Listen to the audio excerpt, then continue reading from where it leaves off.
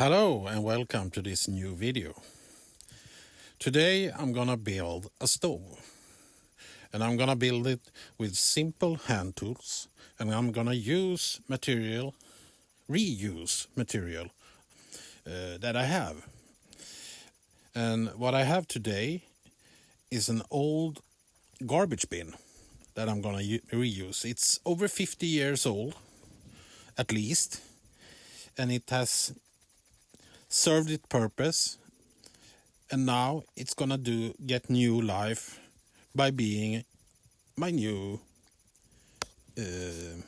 lightweight foldable tent stove.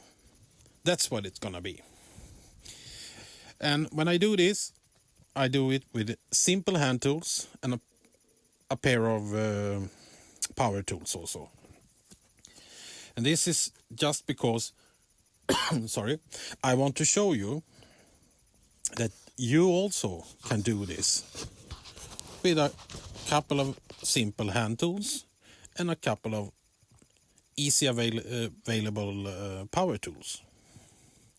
It's nothing fancy, and I will explain it all, and I will show you how you do it. I will also start here by showing the material. This is the material I'm gonna use. This is a piece of it. It's 1 millimeter thick tin. And that's what I'm using for the whole build. Nothing else, nothing special, nothing fancy. Just this simple tin.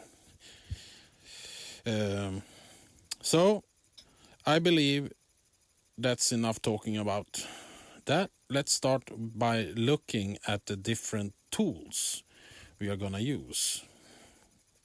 I'm gonna start about talking about scissors, and this is a metal shear scissor. It's easy to use, simple to get. It's available of almost everywhere, and it cuts thin metal without any problems. So this tool is something that you should have. And I'm also gonna use my angle grinder. This is a cordless one. It doesn't need to be cordless. It can be corded, of course.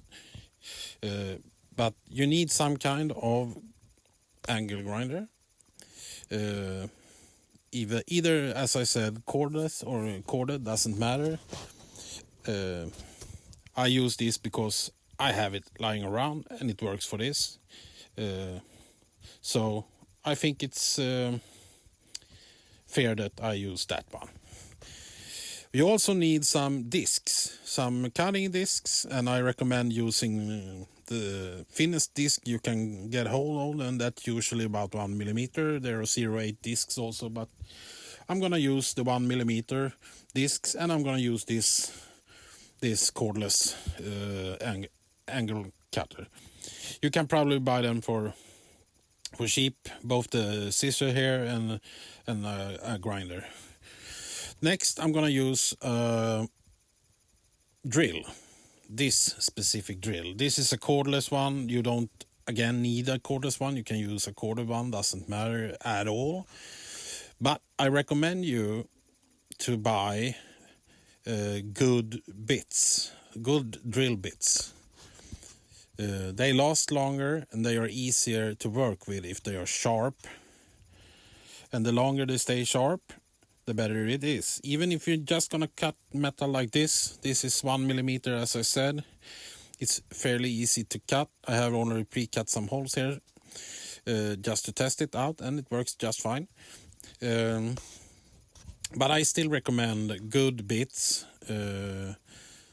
because they last longer and it's easier to work when you have sharp, good bits. They are a little bit more expensive, but they will give you more life and more joy.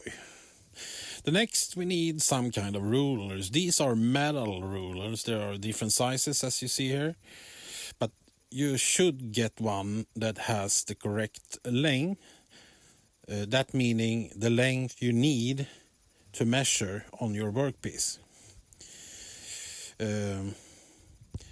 These have two uses. You can use them as a ruler, as I said, and you can use them as a straight edge when you're scribing your metal. That helps you with getting straight lines. But if you don't want to buy or don't have access to one of these, you can always use one of these simple and cheap measuring tapes. They work just fine for measuring things, but of course you can't scribe with them. Then you need to get something else that's straight when you're scribing. But I recommend using these rulers because they are straight and they are easy to scribe with, and you also have the measurement on them. So they are recommended. And they are not especially expensive. You can buy them for pretty cheap. When you have done your measuring, you want to mark it out. I use these simple marking pens. This is a white marking pen. I use white because it's easier to see when you are marking on your workpiece, and it shows the line very good when you're using like an angle grinder or something. But of course, doesn't matter what color it is as long as you see it. But you have to think about the thickness of the marker, so you get your line in the correct place or your cut in the right place. I use this kind of scribing pen. It's just a pen with a hard edge that can make scribe lines, and they are very precise. So you don't have to recalculate your scribes due to thickness of the marking. The marking is exact. You only have to calculate the width of the cutting disc or cutting blade or whatever you're cutting with. They cost a couple of bucks, but they are worth it. I use these kind of pens all the time when I'm scribing my metal, and it really helps having a good scribing pen. I recommend that.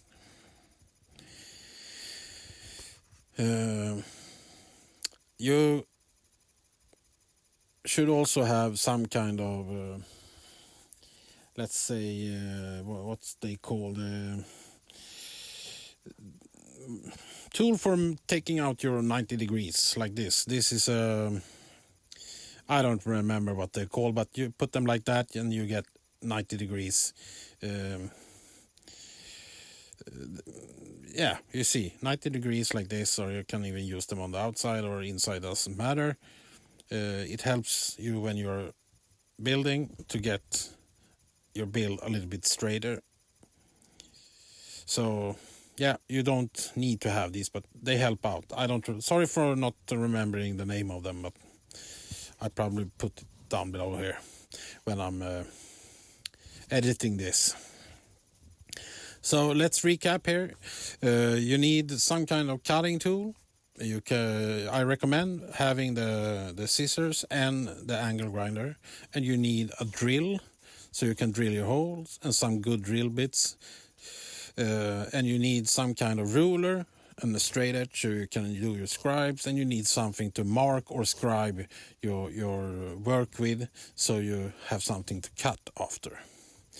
That will really be necessary, otherwise it's hard. So when you have done all of that, you want to put your pieces together. In this build, I'm going to use rivets like this. There are different kinds of rivets. There are aluminium rivets like these ones, and there are also copper rivets.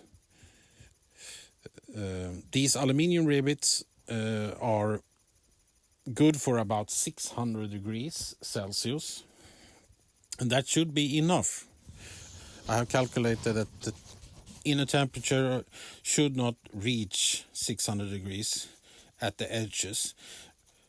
So I believe these will work. I have never done this before with rivets, but I will test it in this build and see if it works. You also have copper rivets. They are good for about 800 degrees, but they are not good for any kind of mechanical movement. So if you have pieces that are in some way moving against each other, you should not use copper rivets because they will not hold. Then you should use these aluminium rivets because they are much better for that. They are not good for it, but they are better, and they will hold much longer. They will hold the pieces together much longer, even if there is small movements in it. And then you need some kind of rivet gun. I use my old trusty English made rivet gun. This is an old one. I don't know exactly how old it is, but I have used it for many years, and it was used before me by somebody else for many years, and it just keeps going, and I'm very happy with it. I have newer rivet guns, and I have pneumatic ones, but I always come back to using this old trusty piece. It just works.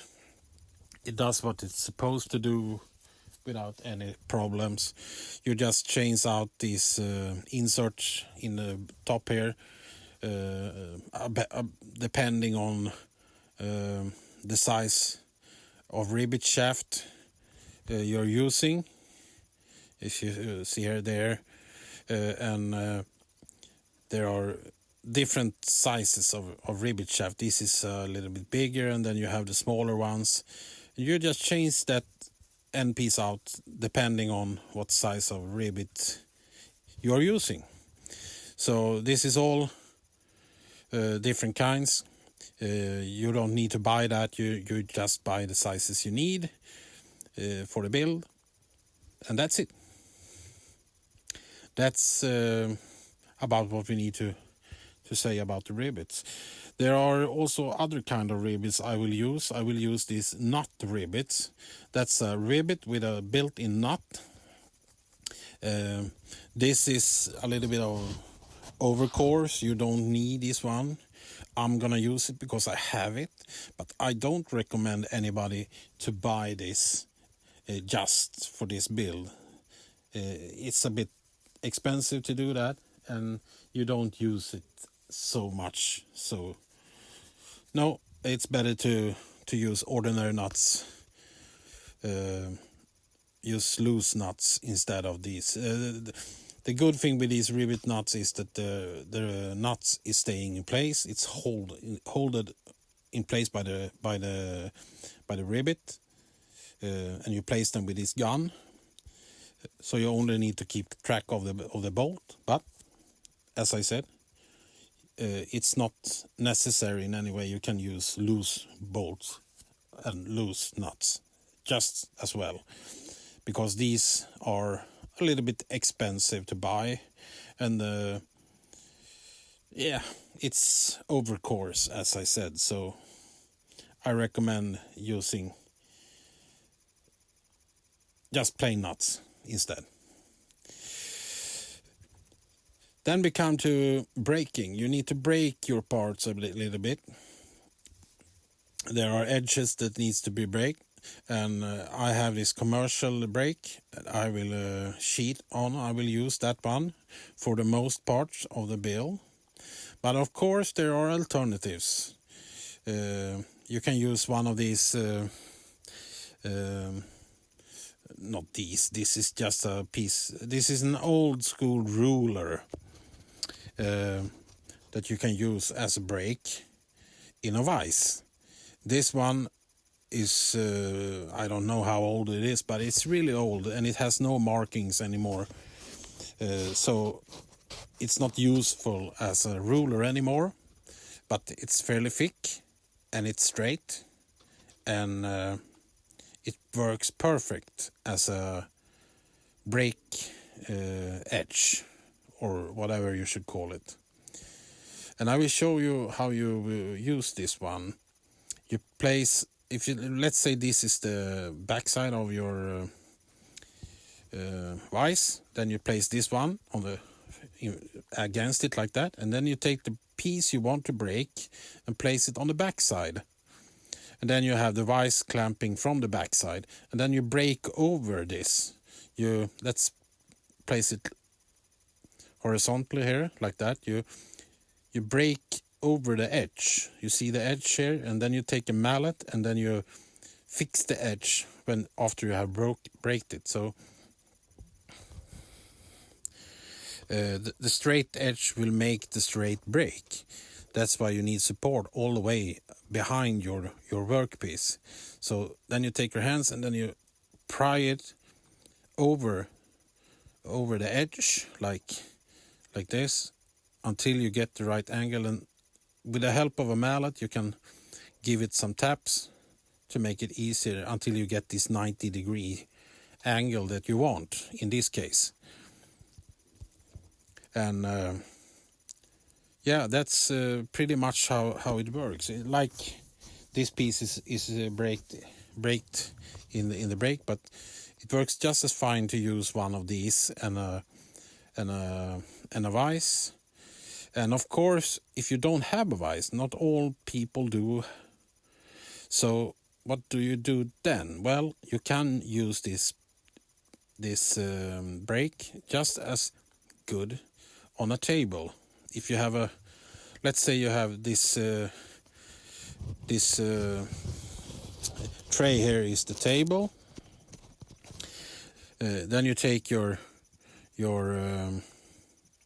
brake part and you place it on your workpiece, or rather you place it on the edge, like on a table edge. Let's say this is table and you place it on the edge like that, with your workpiece under, and then you take clamps and you put clamps like this one on both sides and you clamp it down. And then you do the same as in the vise. You break it over the edge of the straight edge, so you get the clean brake. And then you can use a mallet here also to clean up your brake and get it good 90 degrees. It works for broader pieces and it works for smaller pieces like this one. There will be some differences in the brake due to it being all manual, but you don't want it like this one. This is a little bit too wide and curvy to be a good brake, because I only braked this with my hands. I didn't use the mallet, but if I had used the mallet, it had made the brake a little bit cleaner, like on the other piece here, and it would be looking a bit nicer and more straight and tight. So let's recap here a little bit. You need some tools like this. Sorry. Yeah, you need some tools, some different tools, and you also might need some side cutters. You also might need some pillars like this one for adjusting mostly, and maybe you need some kind of prying bar. It works just fine to use a big screwdriver like this one, just to get into those tight corners and make things look more nice and tight and whatever. Talking about that, you also need to clean up your edges when you cut them. I use this electric sander. Of course, it doesn't need to be electric. You can use a sandpaper and a block. It works just as fine. And it's for cleaning up these edges. When you have cut them, they get pretty sharp, and you can hurt yourself on them. So it's good to take something like a sanding block and a sandpaper and clean them up. You can also use your angle grinder if you're very careful to clean up your edges, just for safety, so you don't cut yourself. That's the main goal with that. And it might also look a little bit nicer after you have done that. Talking about safety, you need some safety gear. I use my trusty gas mask. It's both secures my eyes, my face, and my breathing. But you don't need that. You can use a breathing apparatus, a simple breathing apparatus, and some goggles, some simple goggles, just like these ones. Instead, it works just as fine. And to see a little bit better, I recommend you to buy some kind of cheap headlamp. It always helps when you are working with metal pieces like this and doing brakes and things, just to light up those lines and see everything a little bit better. It's always good to have some kind of headlamp. And of course, don't forget your hearing aid. What? They are super important. When you work with the power tools, always use your hearing protection. Not hearing aids, sorry. Hearing protection, of course. Stupid. That will help you in more ways than you can realize. Especially when you get older, it's nice to have your hearing and also your eyes working. So I recommend you to get some good safety gear. It's always good to have. So just to recap, here we have the tools, simple hand tools, some simple power tools. We have our safety gear, we have our rivets, rivet gun, we have a straight edge and a scriber. And that's about all we need to do this. So I think we are ready to actually start building. And remember, you don't need all these fancy tools I have hanging here. You don't. Let's go.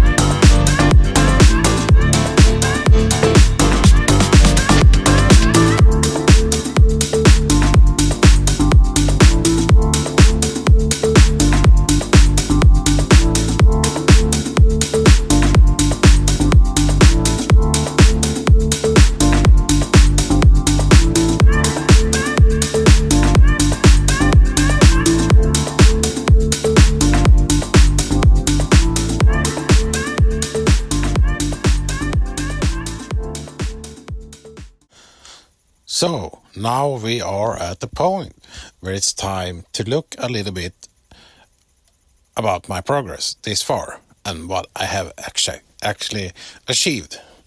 So this is the top, this is the bottom, and these are the sides.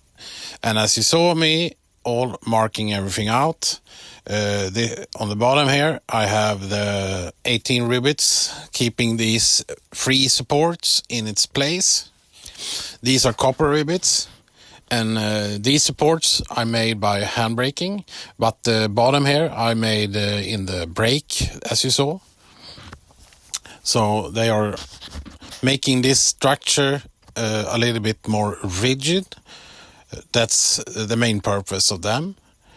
And the bottom here is a little bit higher on the sides. You see the brakes here are a little bit higher than on the end pieces.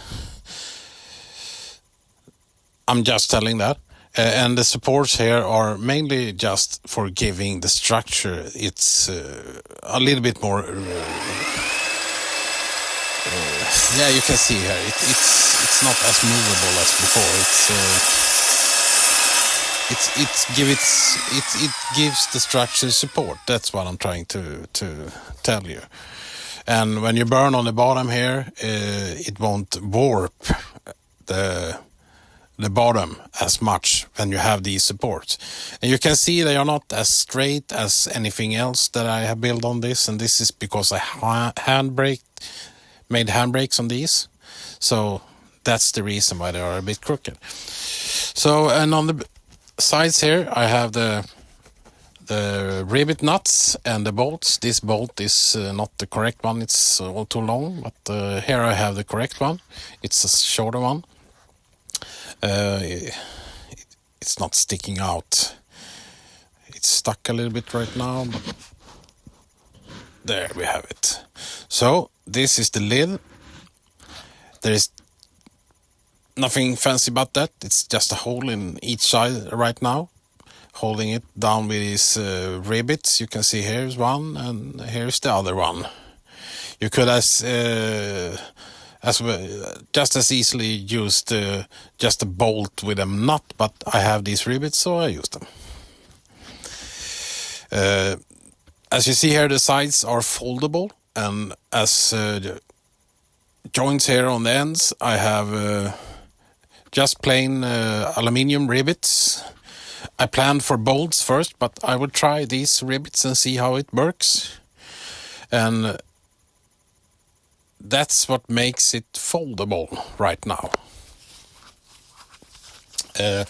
They should actually go to the middle here, these sides, but I wanted a little bit more height out of the stove, so they actually go a little bit further than the middle, and that makes the stove not fold into itself all the way. The end pieces will actually fold onto each other like this a little bit, and that's why I made the sides a little bit higher. You see the end piece here is lower. It's just covering the lid now. No, sorry, not the lid, but the sides plates. They are just sticking out a little bit there. These are actually 1.5 centimeters or 50 millimeters high. And the end pieces are also 50 millimeters, but they are sitting a little bit off the bottom, so you can get it folded down. Otherwise it would catch when you try to fold them. And the corners are folded over also, so they are tight. I will show you later how I fold them over. And that means that when they fold over each other like this, it comes up a bit. And that's why I made the sides here, a little bit higher. So it covers the end pieces when they are folded onto each other like this. The lower one goes all the way to the bottom, but the top one here is sticking up in the middle 15 millimeters. So as you can see, I made it a bit higher so it won't stick up so much, and it doesn't look wrong in any way. And this piece here, the first piece that it's in the bottom, it will have a hatch. It will also stick up, so it won't stick up so much. It won't look wrong in any way, because yeah, they will stick up equally when they are in place. When I have made a hatch there, you will see there won't be so much of a difference. Let's take that bolt out here. So this is the lid, and it goes on the top here. When you first fold down your sides, and then you put the side covers on top there, and then you put the lid on. And when everything, you can put a strap around it also, so of course. But when you have everything folded down, it doesn't look so crazy anyway. It's a neat package. You can see here. Of course, there will be legs coming on the underside, and a hole here for the stove. but it won't protrude anything. It will be flat anyway. But the legs, of course, they will stick out a little bit, and they won't either be meeting in the middle. They will also protrude over each other a little bit, because I have decided to make the legs 25 centimeters. That means 250 millimeters. The total length of the box is 400 millimeters, so they will overlap a little bit. That's the middle, and 25 or 250 millimeters will be to about there for the one leg, and the other leg will protrude 50 millimeters on to the other side, so the legs will protrude over each other 100 millimeters, like that. So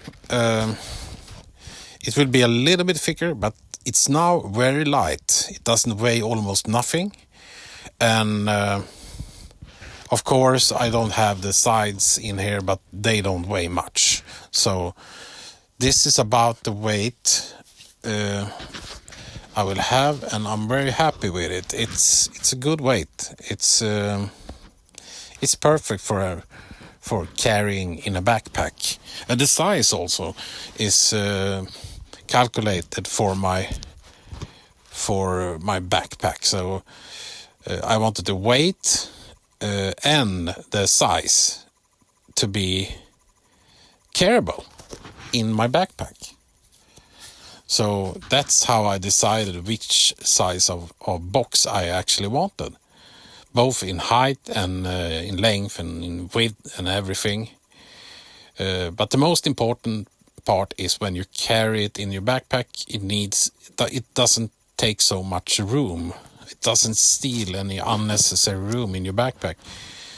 But you still want it, when it's folded up like this, you still want a good burn area inside of the box.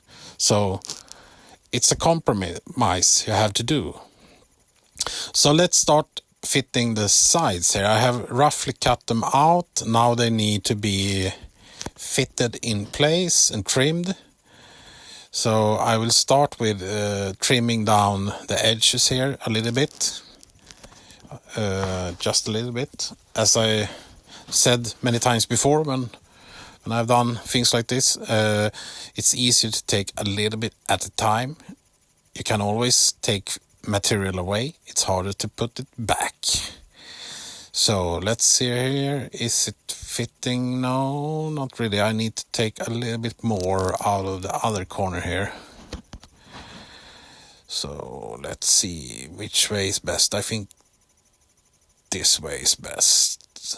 So just a little bit off the corner here, just to trim it to fit. We don't want to take too much. I think that's good. And let's take a little bit of this corner also. It was a bit tight there. Like that. No, wait a minute. This corner, this corner. Here we take a little bit, like that. Just a little bit. Come on. It's a bit stubborn here. So, let's test fit it again. And there we have it. Now it's starting to look like something. And of course we need to take a bit off in the corners down there, because we have the rivets there. But that will do when we have fitted both sides, seen to that both sides actually fit the box. And this side almost fit, but we need to trim it just a little bit, I think. Yeah, I won't like these corners here, they almost hold it by themselves. So let's trim off a little bit here. I think we need to take a little bit from every corner here, but just a little bit, just to get it in there.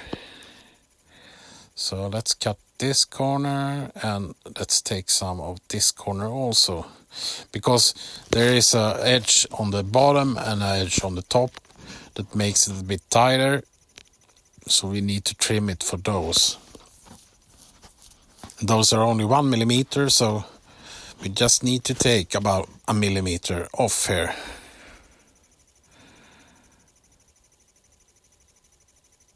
This trim we do before we trim for the rivets in the corner. So let's test fit it now if it wants to fit, and it seems to be fit. It seems to fit fine, yeah. And that's how we want it. We want them to easily slide in. And we put the lid on here just to see that we haven't changed anything in length or anything like that. And it seems to be a little bit tight. Oh, I'm gonna get that up now. I need something to hook it and put it up like that. Stay there. So just wait, maybe it fits the other way better. Oh no, not again. Stay there. So maybe take just a little bit more off this corner here. Let's see if I turn it around, maybe. It's so tight. It's so little. But I don't know. Should I or should I not? Yeah.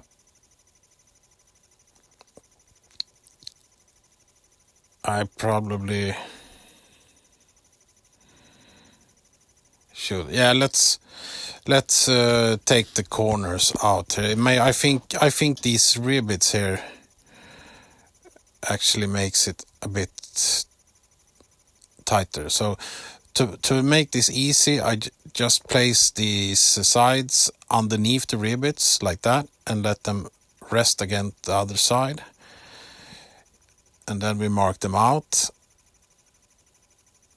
like so.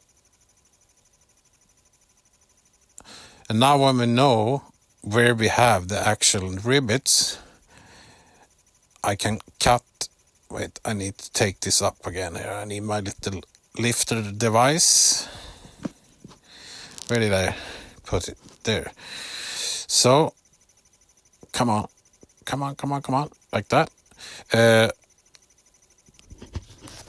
I need to cut the corners off where the rivets are placed. And now when I did this marking, I can see exactly where the rivet is placed. So I cut the corner off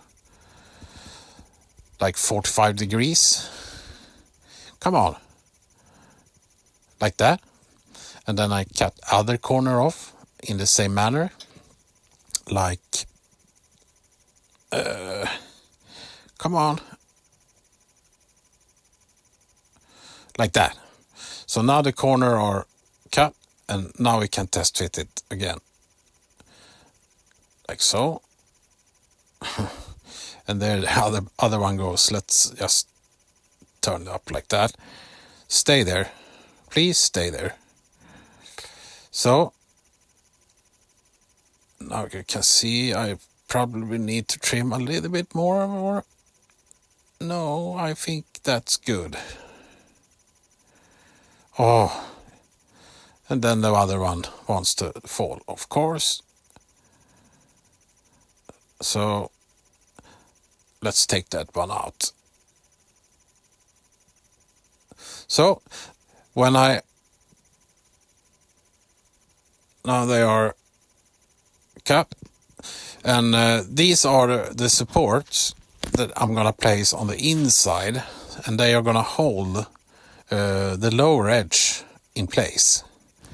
These are just some simple angle pieces. I think they are for furniture or something.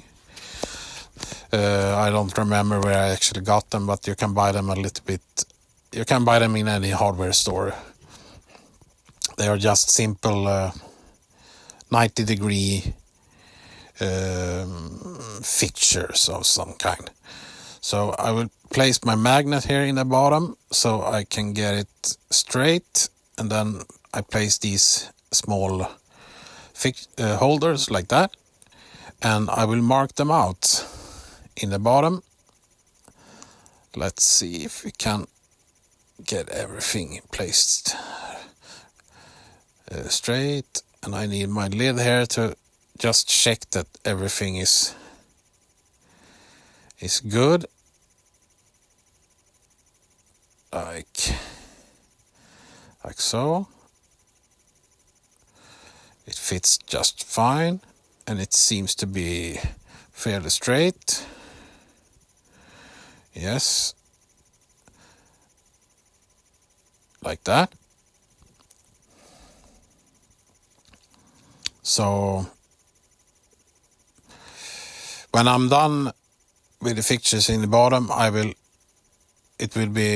bore holes in the front and the back right here. So there will be one more of these nut rivets and a bolt holding the sides on the top, as well as in the front and back and on the other side. So let's see here if we can get it placed all the way in, like so. There we have it. Now they are in the correct position and everything is looking good. Here you can see the inside. There are my fixtures, and I will place them in the correct position. They are right over the supports in the bottom, so the rivets I put here won't be visible from the bottom, because they will go inside of these channels of the supports in the bottom. And up here you can see where I will, in the middle here, I will put the rivet that will hold it. And that's why I also made the lip on the top a little bit thicker here on the sides, so I can place the bolt further down, so it won't be on the very top. At the beginning I thought I would put support like this, but I reconfigured it. I won't put any supports there. The supports will be mainly on the bottom, and only on the bottom, and there will be a bolt holding it on the top, and that will be more than enough. It's hard to remove and put the side covers in and take them out when you have supports in the lid and the bottom. So I will only have these supports on the bottom, and there will be a hole and a bolt and a nut holding it on the top. So let's place these holders here in position. I will mark them. So we take a pen here and I will mark the hole. They will only be held by one rivet for each. And we make a mark there. And then I need my lid here for my pen, and I want my punch. Let's take this side cover off here. I don't need it right now. Let's turn it around like that.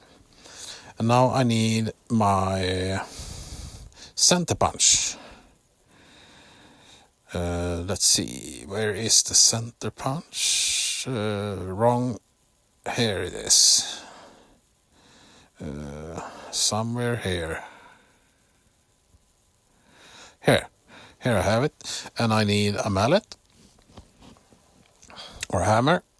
So let's make the center punches here. One there, and the other one comes here, like that. So there we have it. And now I need my drill, and I will drill these holes let's start with this one. Let's one hole, and then I want one other hole here, like that. And I need to make them a little bit larger. This is a 4mm drill, so I just wiggle it a little bit to make the holes just a little bit bigger. And empty. Now let's empty out the scrap, like so. And now we need the rivets, and I'm gonna use the same kind of rivets I used for the supports here. It's the copper ones. They are good for 800 degrees. These will be placed in the coal in the bottom, so it's good if they actually can hold for a little bit higher temperature. There is one rivet. I need one more of these 4mm kind. I have the 3mm kind, and there we have another one. So yeah, let's place these supports in the correct place here. Here is a support, so like that. And I will put a rivet in the gun here, and we will place the supports in place. Since we already measured the holes and the placement of them, I only need to put them in the holes we drilled, and they should be in the correct position. Let's find a hole here. A little bit wiggling, and it should be fitting in the hole there. So let's press it in one more time, and there it goes. So now it's fitted. That's fitting number one, and now we need to put a rivet in the other one also. Put the new rivet in here, place the fitting, and then we have to find a hole. And there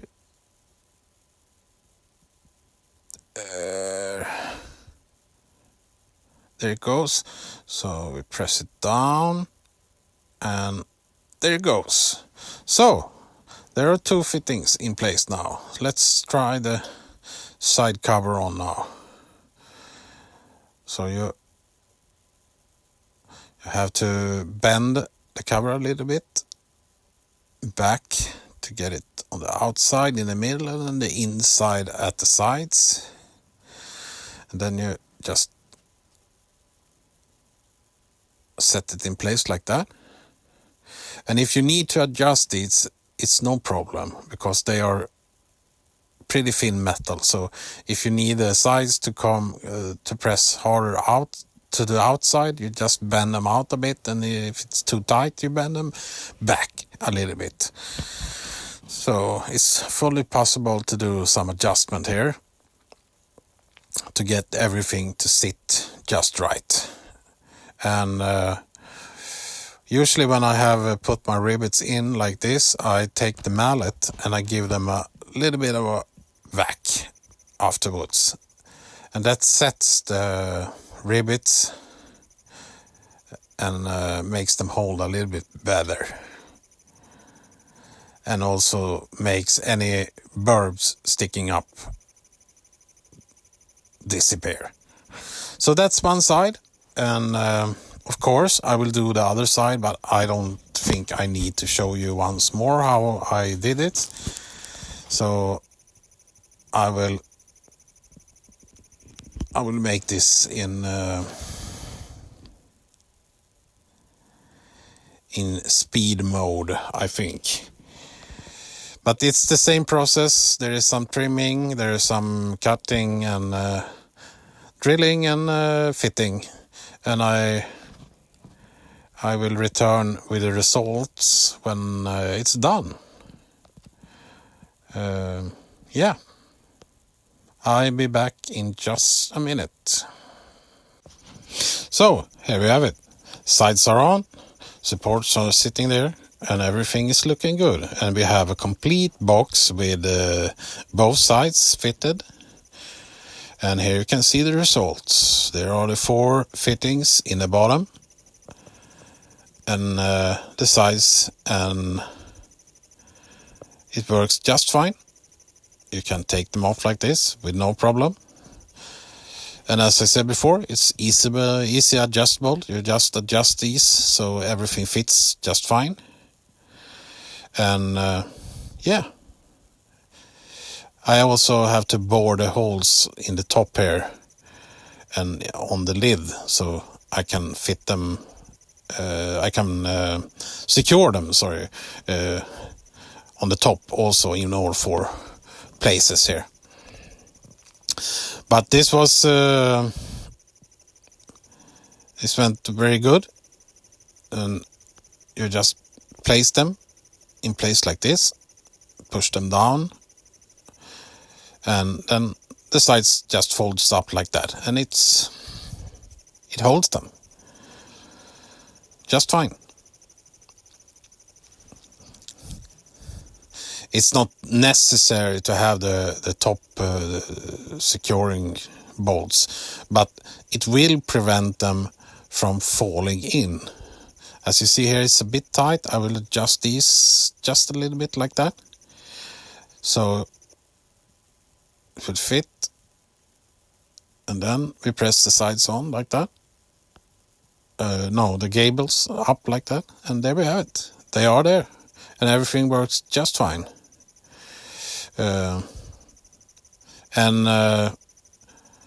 This will prevent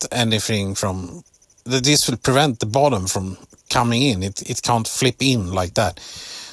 And the top bolt that coming up here will prevent it from flipping in on the top. But the placement holders in the bottom, you see, they hold it pretty good by themselves. But the heat can actually make them softer, so I will still secure them in the top, but I'm not sure it's 100% necessary to do that. But yeah, as a good measure, I will do that. But I think these 4 holders in the bottom should actually be enough. But yeah, it's better to overdo it than underdo it. And now we have to go to the next step, and that's actually making this stove complete. For that, I need to wait a minute. I will just place this like so. There is something rattling in there. Yeah, I need to make the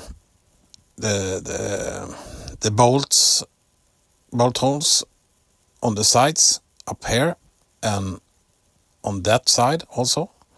So, and that will hold everything, so nothing will actually be able to move. These will secure the sides from flipping in, as I said. And it will also make the box a little bit more rigid. So I need to make the front cover here. On these on the sides of this garbage bin, there were some ventilation holes, and they look like this. And I think this will be perfect to use for the ventilation. So you see, they are pre-cut and pre-bent here. So I will only put a regulator that I will make here on the backside that will regulate the air, and it needs to go up and down instead of side to side. And then I will make my lid around this. So I will measure out how much I need to cut like this, and then make my brakes so this ventilation will be in the correct position on the lid. That's the only thing I have to consider when I'm making this. because I think this will look pretty cool with this kind of fin. And yeah, then we have the hatch, and I found this small piece here, and I will reuse that. I will actually place this knob here on the side of the box, and I have these small hatches, or what you should call them. I need to remake these, or I need to form it so it will work as I want to. These are some self-closing kind. I don't want that. I want something that I can regulate myself like this. And I will preform these so they work as I intend them to work. But I will use the knob, and I will use these pieces, but I will just cut them and make them look a little bit different. Like this, something like that. And I think that will work just perfect. It's nice when you can reuse materials. And this knob here has its fitting, so where is the camera? It doesn't matter. You will see it when I mount it, when it's time for that. But the first thing to do now is to make the hatch. Make the sleeve, and then make the hatch, and finally make the hole for the stovepipe. So I will get everything measured out, so I get the right measurement. But I need to make the sleeve first, so I know exactly how big of a hole I need to make here, or the measurements for the cutout. So I will start with the sleeve and then cut out the hole. So that's how I'm gonna do it. And then lastly, I make the lid when I know the exact dimensions. So this is the sleeve I have talked about so much already, and I have marked out it. Here is the center line where it's gonna be bent, and here are the cutouts I have marked out. There, there, and there, and it's gonna be bent on these lines. That's gonna make the square. So I need to cut out these triangles here. I'm gonna start with the corner. So I'm gonna try to make a straight cut here.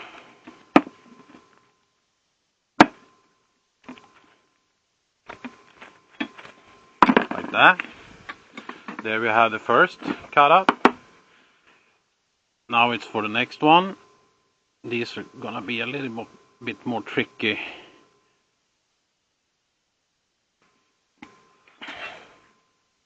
Just because they are not running out in thin air, they're actually meeting in the top here. Like that. There's the second one.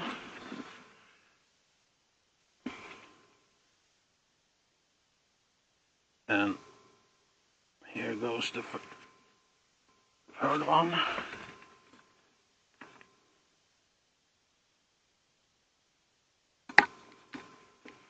Here you can see why it's good to have these scissors to do this kind of precision work. It would be very hard to do this with it's possible, but it's much harder to do this with a grinder.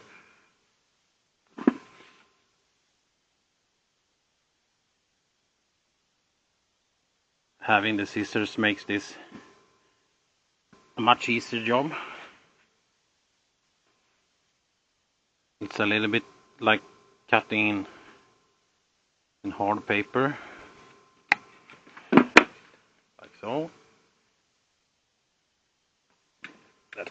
doesn't run all the way, but I think we can, like that, get it off anyway.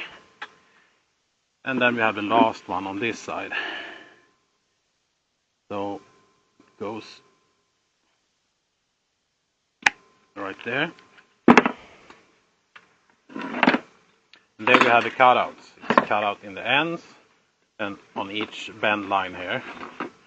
And what I need to do now, I will go to the brake and I will break this line to 90 degrees. And then finally I can do these 3 bends to get it to square. You will understand when you see it. So I will be back shortly. I will just go out and do this brake line. There I have the brake line bent. It's now 90 degrees. So now I will start doing the square bending here. So I firstly bend this one down like that till about 90 degrees. And then we take the second one.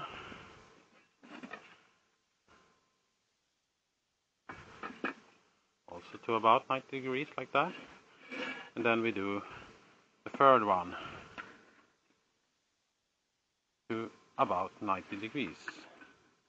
Then we adjust them a little bit. And now you see the corners here, they will meet like that.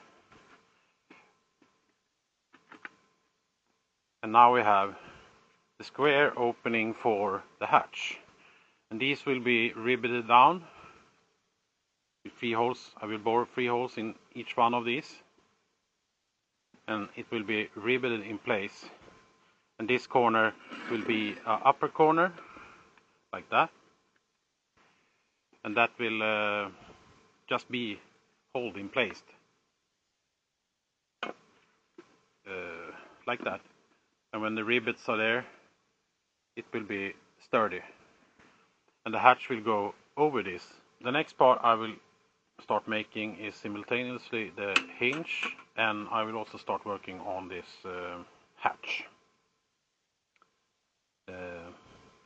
Now that I know the dimensions, because now I have them here, and if everything is right, this should be just over 150 millimeters, and it's 154. And this side should be 160, and it's 164 also. So that means that the hatch that comes over here needs to be 164 millimeters inside, at least. So there you have it. We are on the way. A little bit more fabrication work, and I will have the hatch and the hinge ready, and I can start doing the cutout for the box. Now that I know that I need to go 164 and 154 millimeters on the dimensions for this to fit. So that's what I'm gonna do. See you in a bit. I'm gonna make the hole for the chimney here. I start with getting 2 pieces of 2x4 like this. That's the right size. And then I place the lid on it like that, just to get a good solid surface to work on. Then I mark out my hole, and the hole will actually be here. And that leaves 30 millimeter of free space on the back side here, because the pipe I'm using is a 60 millimeter. So I will start off here with punching a center punch to where I want chimney to be, like that. Good center punch there. And then I will start by pre-drilling a hole there.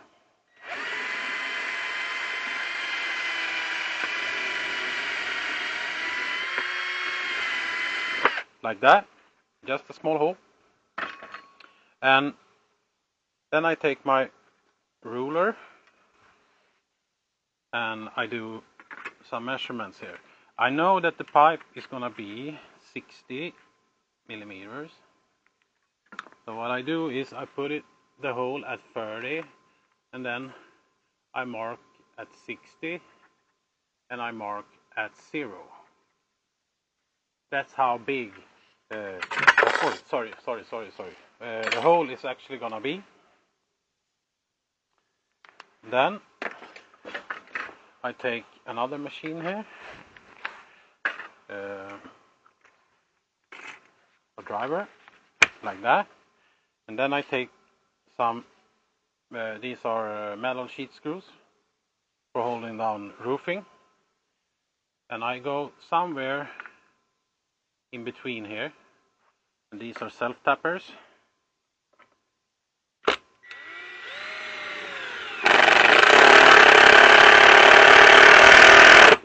And I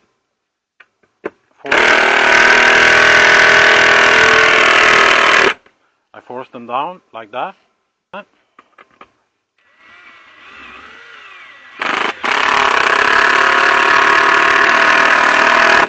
Like so. And these are now holding the 2x4s on the backside, and it's holding the workpiece from being able to move in any direction. So now I have a different tool here. This is a wide hole cutter. You can set to different sizes, and due to the shank being a bigger one, I need to go to my trusted corded drill here, and for this to work I need to reverse this one, because I had to turn the cutter in this different direction. So for this one I need some support, so I will actually use these support handles.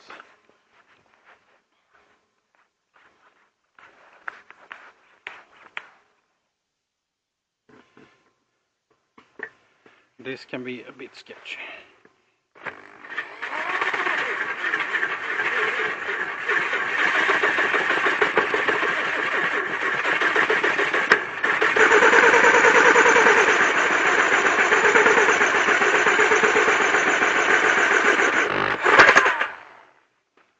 So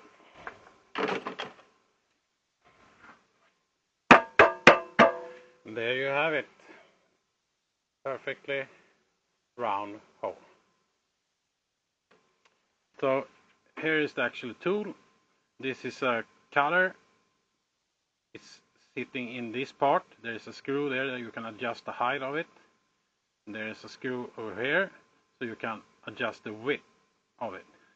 You can also adjust this tip, or you can change it out for a drill, so that you actually drill into your workpiece. But I had already pre-drilled it because I used this hole cutter, and it has a drill. So that one drilled a perfect hole in this size that this fits in, so I could use this for cutting. And these you can get at certain hardwood stores. Not all of them, but if you have some kind of professional hardware store or something, they usually have these, and these are good. These are better to use in drill press, and use it there because there you can get straightness in the tool. The problem with using this freehand is that it's very hard to get it in a straight position, and you saw it jumping up and down, and that's because it's not straight. It's pushing on one side, going in the air on the other side. So you constantly need to adjust it to try to find the zone where it's actually cutting all the way around. But it worked out fine finally, because when I was on this side cutting, I felt that I went over, so it cut more on that side. So I actually changed the position for the cutter a couple of times to get it to cut evenly at the end. So it broke off on all sides at the same time. You see, I didn't cut much into the wood, so I did a pretty good job there. So that's it. Now we have our outlet. Now I may need to make my insert here. That will be coming up a little bit later. And the next part here will be the lid. I will work on the lid. Yeah. So now it's time to try to cut this lid out here. So I don't know how much you actually can hear me when I'm having my protection gear on here. I hope you can hear me. At least hear me a little bit. The scribe line here, the outer one here, and this one down here, that's the line I'm gonna try to cut out. And I'm gonna do it with an angle grinder. So let's see if this is doable. I don't know which way I should begin. I think it's worth having some extra lighting in this case. See if I can get my light on here, like that. And I will try to do this somehow. Yeah, let's see if this works.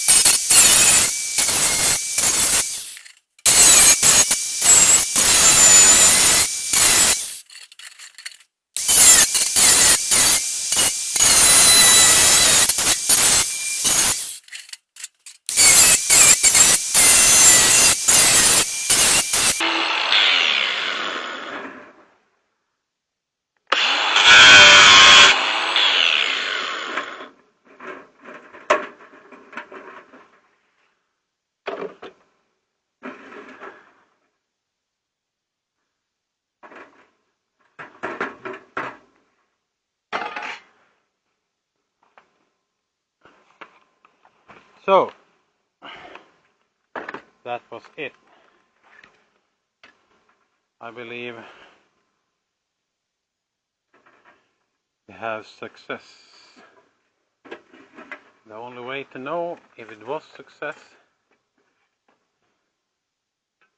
is to try to fit the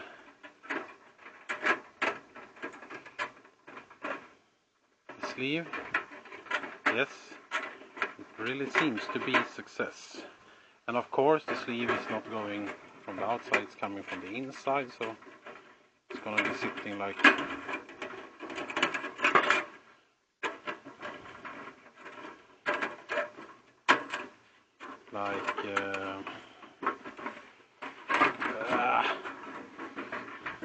I don't know how this is done the best way, but perhaps I need to face it down like that. Let's see if that helps.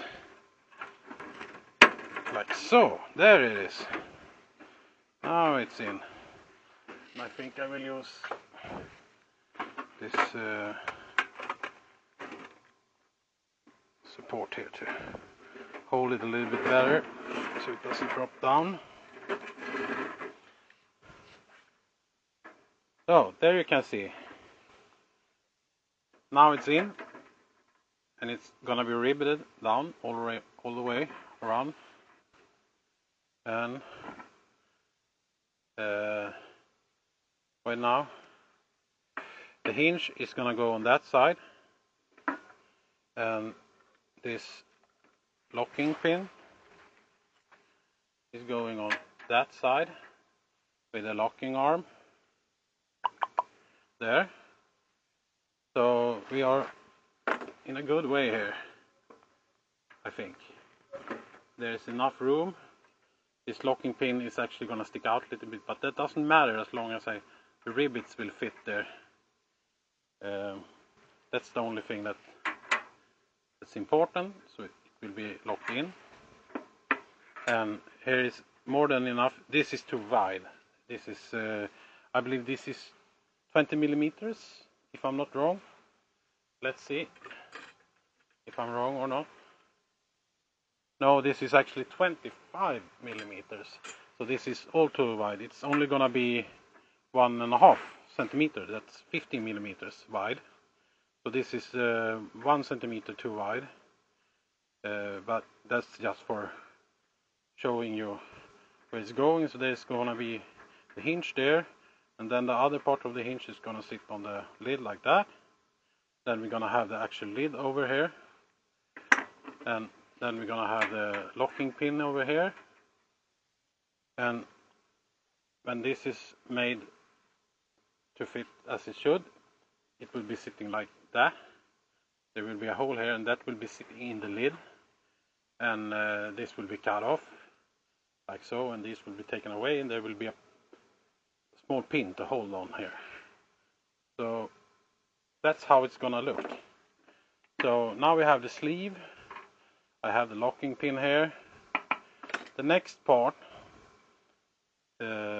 is two part. I'm gonna make this lid now that I have all the dimensions, and I'm gonna start with the production of the two legs.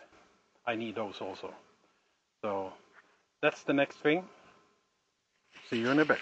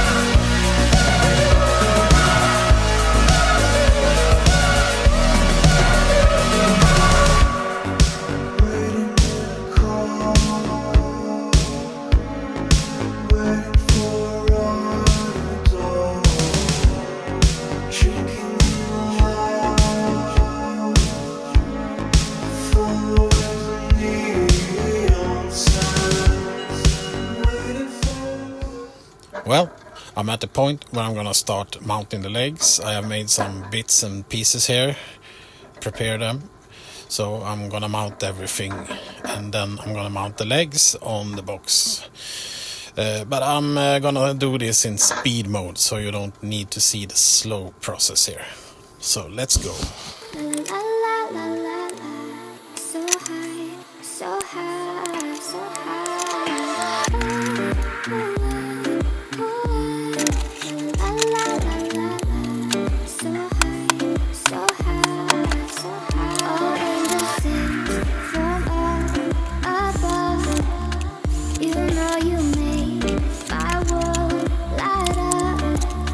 When I was down, when I was hurt,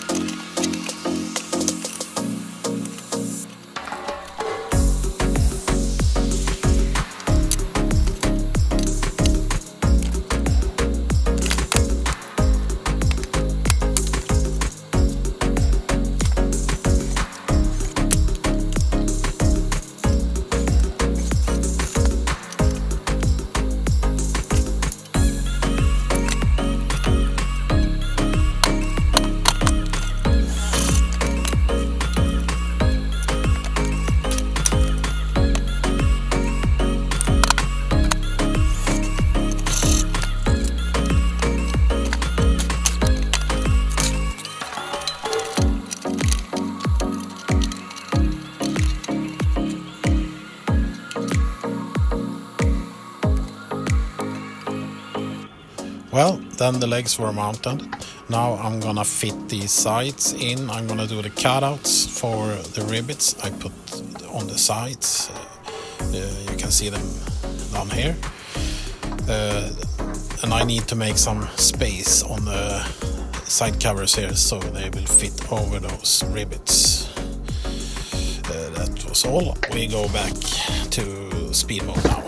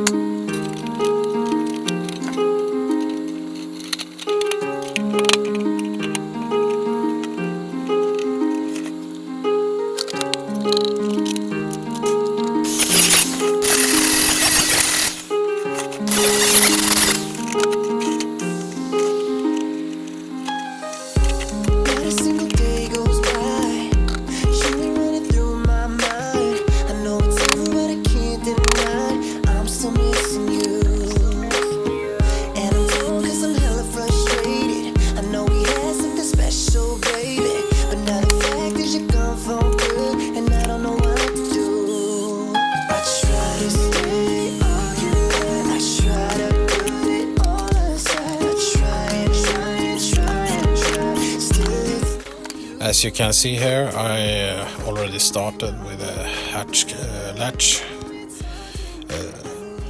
It's gonna be a little bit special here because I need to do some kind of raised stand for the knob, and I need to put some washers under the latch due to the rivet sticking up on the front cover there. But I will do this in speed mode again.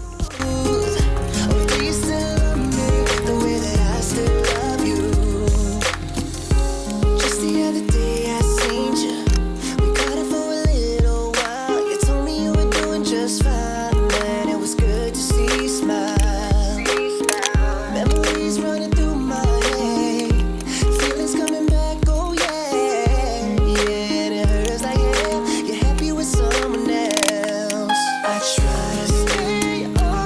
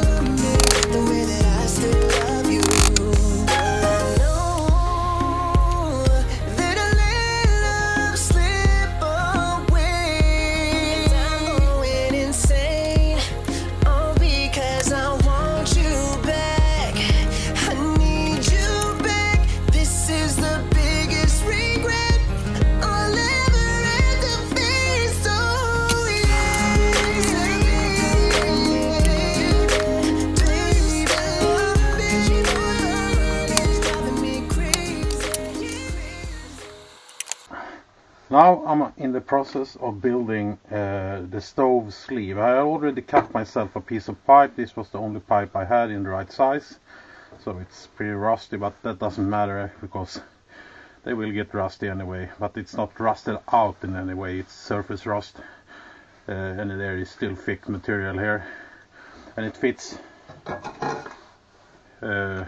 good over the stove pipes. There's no problem there. So I will use this one, and this pipe is going down in the sleeve to about here. This part is sticking up, that's where the stovepipe is getting over, and around this line here I need a sleeve going like that, so I can put my holes, either 4 or 3 holes or 2 holes or whatever holes you want, but you need to get it down to the lid. I need to take out the center here, and I also need to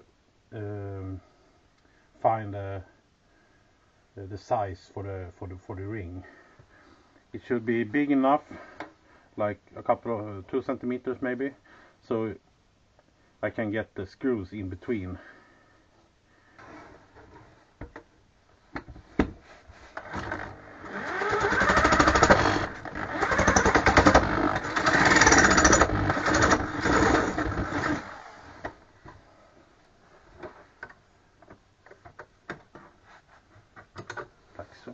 I think I will go with the easy option. I will make it a square, and then I will just trim the edges a bit. So it will be a little bit funny looking, but it doesn't matter because. And now I will use my tool that I couldn't name the last time. It's a protractor.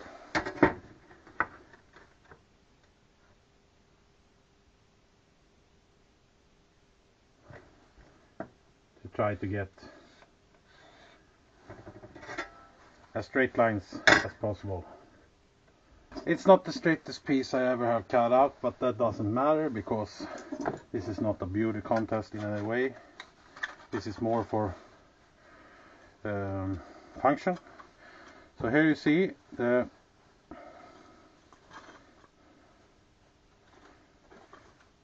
product. You have the pipe like that. This part goes down in the stove. This part fits the stove pipe, and I'm gonna do 4 holes here, so I can screw this down to the lid. And now we come to the interesting part. There are 2 ways you could do this. The first way, you can make like 90-degree angle. If you take a piece here like this, you make them 90 degrees like that, and you could fit them by putting rivets here and putting rivets. Let's put it in place like so. You can put rivets on the plate here like that, and you can put rivets in the pipe. You can make 3 or 4 of these around like that to hold this in place. Then you could take some heat resistant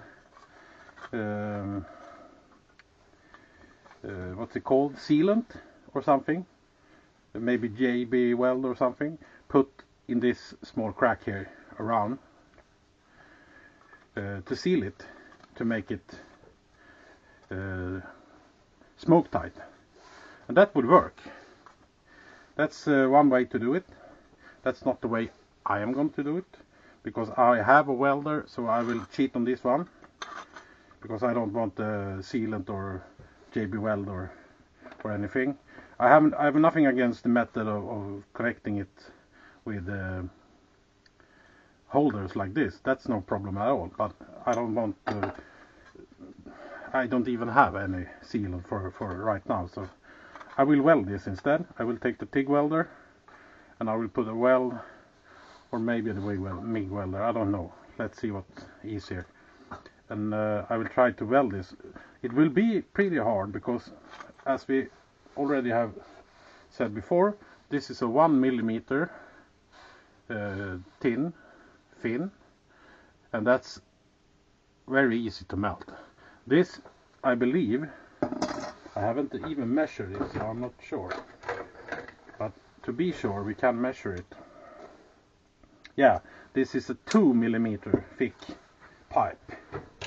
So it's the double thickness of the thin, and that will make it a little bit hard to get a good weld all the way around here. But I will try and see what I can achieve. Now we have our sleeve. It goes here like that. I still have to do a little bit of tweaking to get it as tight as possible. Then I will have to bore 4 holes like that and screw it down to the top. I'm pretty sure I can work with this and make my test burn. So what's left now, I need to find the screws for this box here. Over there and over there. I have not put the screws on the sides yet, but I will wait with that. I want to test it first to see what actually happens. But I will probably put them there either way, but I still want to test it. So it's finished at this point to do the test burn. I will secure this later. I will weld it once more first, then I will secure it in place. Because they tweak when you weld them, so it's no good idea to secure it now, take it out and weld it, because it will tweak a lot the next time when I weld it again. So for now it will be just sitting loosely like that, but I need my securing screws here, so I will find them, and then the stove is ready for the next step.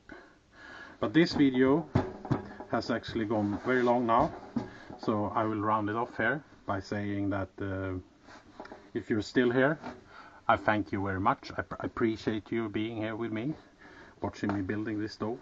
And if you want to see it in use, you should check out part 2.